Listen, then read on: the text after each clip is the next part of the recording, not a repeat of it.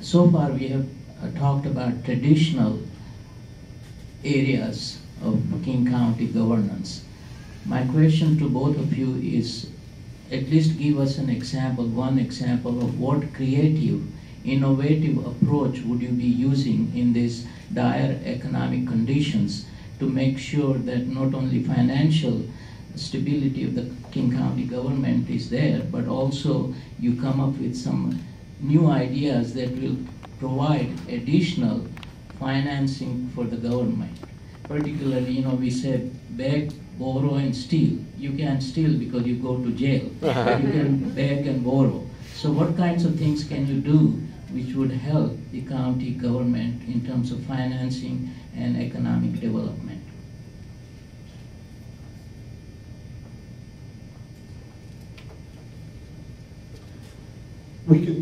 Things we can do to make sure the county is well prepared is to make sure that we successfully receive our Tiger II grant for the South Park Bridge and employ people, put them back to work, reuniting South Park and Georgetown, the rest of our communities.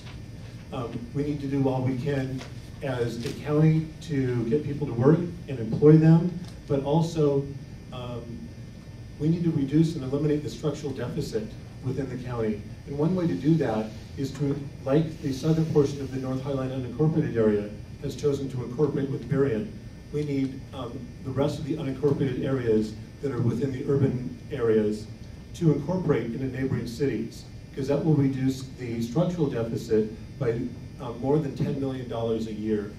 That is a substantial change that I will engage in actively throughout the county to solve and be part of the solution to.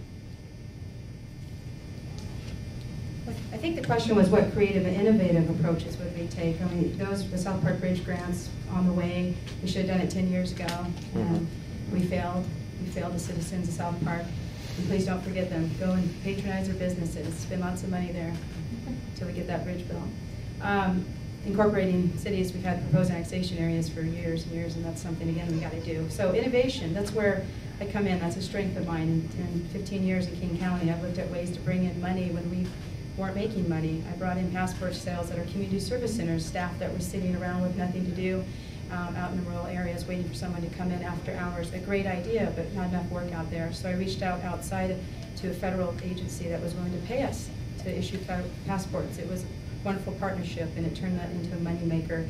I would look at the 35-hour work week in King County government. Most people don't realize there is a 35-hour work week. There's some efficiencies that we can create there when staff are being paid on an annualized 40-hour work week salary.